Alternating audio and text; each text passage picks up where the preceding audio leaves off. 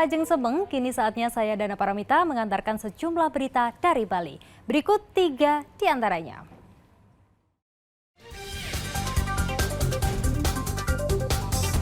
Hujan deras disertai angin kencang yang terjadi selama 3 hari terakhir di Kabupaten Karangasem, menyebabkan banyak pohon bertumbangan.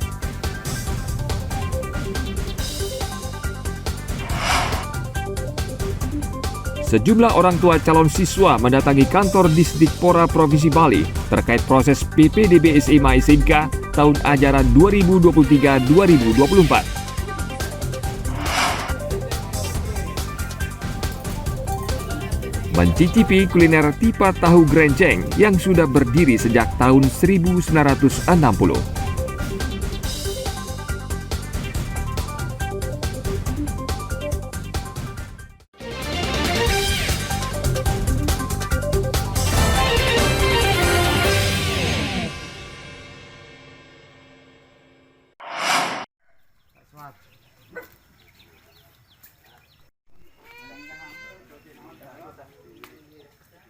Hujan deras disertai angin kencang yang terjadi selama 3 hari terakhir di Kabupaten Karangasem menyebabkan banyak pohon bertumbangan.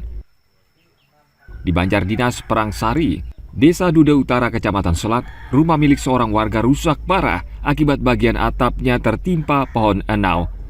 Beruntung pemilik rumah Inengah Dayu yang berusia 71 tahun selamat dan langsung dievakuasi keluar rumah. Petugas BPBD Karangasem bersama anggota TNI dan Polri langsung membersihkan ranting dan batang pohon yang tumbang. Ada hujan gerimis-gerimis, kan saya mau sembahyang jam 6 lebih 5 menit. Itu terlihat, saya lihat pohon tumbang, pohon aren atau jake gitu. Dan menimpa rumah mama saya. Mama saya ada di dalam rumah dan saya mengambil dia, untung dia selamat. Ya, jadi sesuai dengan ramalan BMKG yang disampaikan kepada kami di BPBD yang sudah kami share ke seluruh masyarakat Kabupaten Karangasem, bahwa memang belakangan ini dari tanggal 30 Juni sampai dengan tanggal 4 Juli ini akan terjadi turun hujan sedang hingga lebat. Nah, dari durasi dari tanggal 30 Juni sampai 30 Juni memang sudah terjadi beberapa bencana dan musibah. Jadi seperti longsor, ada beberapa longsor, kemudian juga ada pohon tumbang, dan juga mungkin banjir bandang yang mengakibatkan beberapa robohnya tiang listrik, termasuk juga tiang-tiang provider yang ada di sepanjang jalan, baik itu provinsi maupun nasional. Nah, selama ini setelah terjadi bencana atau musibah sebanyak 13 kali atau 13 penanganan. Sejauh ini pohon tumbang di Kabupaten Karangasem tidak menyebabkan korban jiwa maupun luka-luka. Namun BPBD Karangasem menghimbau warga agar waspada karena cuaca ekstrim kemungkinan masih terjadi. Tim Liputan melaporkan dari Kabupaten Karangasem.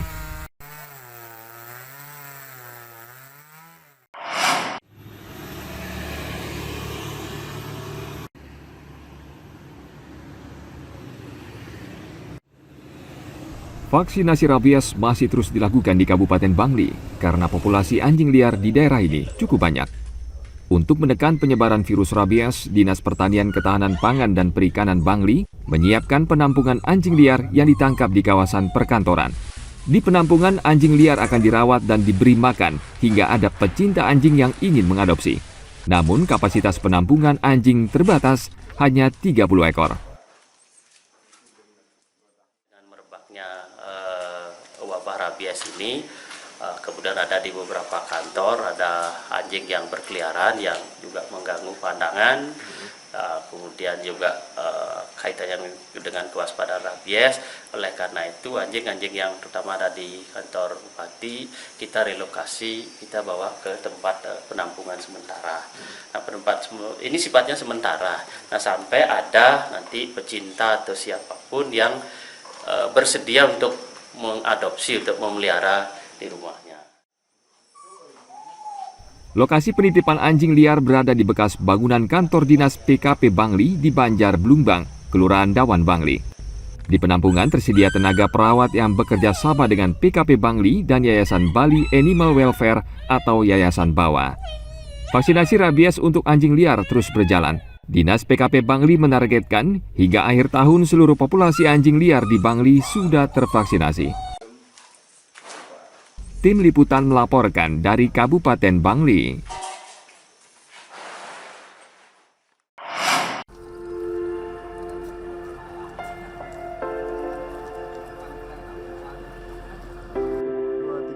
Sistem digital memang membuat semuanya menjadi lebih mudah dan praktis. Wayan, salah satu petani di Desa Temesi, Gianyar, Bali, kini tidak perlu lagi repot-repot mengisi formulir untuk membeli pupuk bersubsidi. Kini ia cukup datang ke kios resmi pupuk, menunjukkan KTP, dan pupuk sudah bisa diambil. Seluruhnya melalui proses digital. Seluruh data petani termasuk tanda tangan dilakukan di gawai dan akan tersimpan secara digital.